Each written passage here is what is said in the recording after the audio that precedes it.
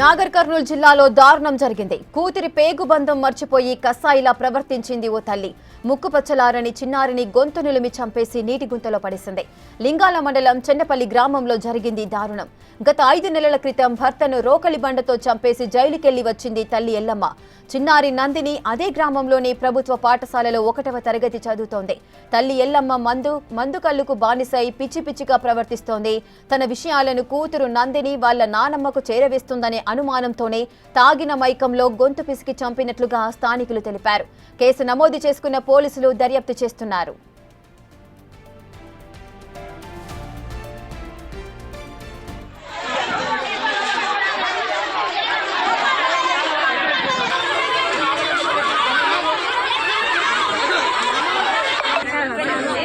రెడ్డిగా మహబూబ్ నగర్ లో దారుణం జరిగింది. కన్న తల్లే తన కూతుర్ని గొంతు నిలిమి చంపిన ఘటన అయితే చోటు చేసుకుంది. దీనికి సంబంధించిన పూర్తి డీటెయిల్స్ మా ప్రతినిధి శంకర్ అందిస్తారు. శంకర్, అసలు ఏం జరిగింది? ఆల్రెడీ తన భర్తను కూడా ఆమె చంపేసి జైలుకి వెళ్లి తిరిగి వచ్చిన తర్వాత మళ్లీ కూతుర్ని చంపేసిన ఘటన అయితే జరుగుతోంది. దీనికి సంబంధించిన పూర్తి వివరాలు ఏంటి? నాగర్ కర్నూలు జిల్లాలో దారుణం చోటు చేసుకుందనే చెప్పవచ్చు.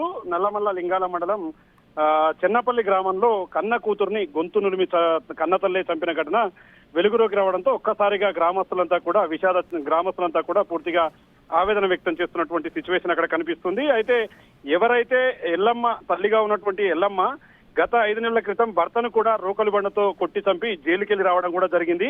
ఇదే క్రమంలో ఆమె జైలు నుంచి రిలీజ్ అయి వచ్చిన తర్వాత తిరిగి ఈ రోజు నందినిని అదే గ్రామంలో 1వ తరగతి ప్రాథమిక పాఠశాలలో తన కూతురు చదువుతూ ఉంది, ఎల్లమ్మ కూతురు. అయితే మరి ఏం జరిగిందో తెలియదు కానీ ఎల్లమ్మ ఒక్కసారిగా కూతురును గొంతు నులిమి చంపి పూర్తిగా కొల్లాయి గొంతులో పడివేయడంతో ఆ బాలిక అక్కడికక్కడే మృతి చెందడంతో ఒక్కసారిగా గ్రామస్తులంతా కూడా ఆగ్రహం వ్యక్తం చేస్తున్నటువంటి పరిస్థితి కనిపిస్తుంది. ఇక ముఖ్యంగా ఎల్లమ్మ ఏదైతే మందు కళ్ళకు అలవాటు కావడం, అదేవిధంగా బానిస కావడంతో తాను చేస్తున్న విషయాలన్నీ కూడా నందిని వాళ్ళ నాన్నమ్మకు చేరవేస్తుందనే పూర్తి అనుమానంతోనే ఇదంతా చేసినట్టుగా కూడా తెలుస్తుంది.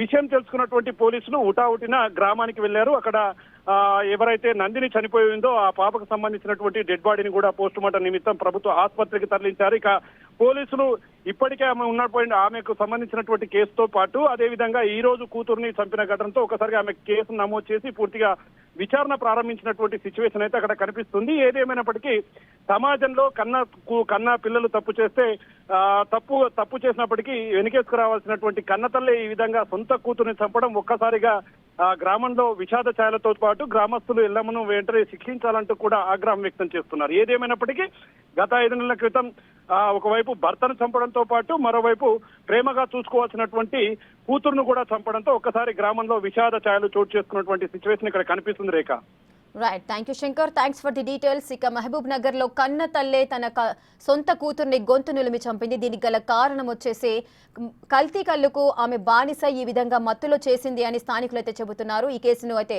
నమోదు చేసుకుని దర్యాప్తు చేస్తున్నారు పోలీసులు.